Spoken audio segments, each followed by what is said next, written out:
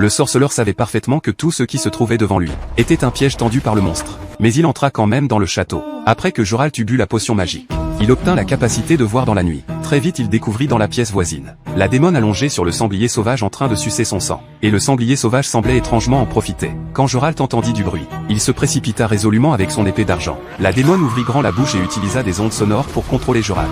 Quand Joralt se libéra de ses entraves, il découvrit que la démone avait disparu. Mais il capta un léger bruit venant du grenier. Alors il brandit son arme et frappa. Quand le sang coula du plafond, la démone tomba en même temps sur Joralt. Elle voulait furieusement tuer Joralt. Au moment critique, Joralt utilisa la magie pour projeter la démone. Cette scène fut vue par Ciri qui attendait dehors. Elle baissa immédiatement sa garde pour aller voir, mais ne s'attendait pas à ce que la démone ne soit pas morte. Très vite elle se releva, et utilisa à nouveau les ondes sonores pour immobiliser Joralt.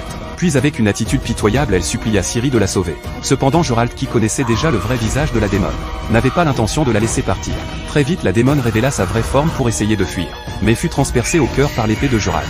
Ciri se précipita pour voir la situation, mais fut prise en otage par la démone pas encore morte. Au moment crucial, le sanglier sauvage apparut et avec une longue lance, transperça à nouveau la démone. Voyant l'être aimé vouloir la tuer, les yeux de la démone étaient remplis de douleur. Voyant que la démone voulait ressusciter à nouveau, Joralt n'hésita pas à lui trancher la tête, mettant fin à tout cela. Cependant avec la combustion du corps de la démone, la malédiction sur le sanglier sauvage fut enfin levée. Mais voyant l'être aimé mourir devant ses yeux, le sanglier sauvage désespéré supplia Joralt de mettre fin à sa vie. Mais Joralt n'accepta pas, car il sentait que la crise n'était pas encore terminée.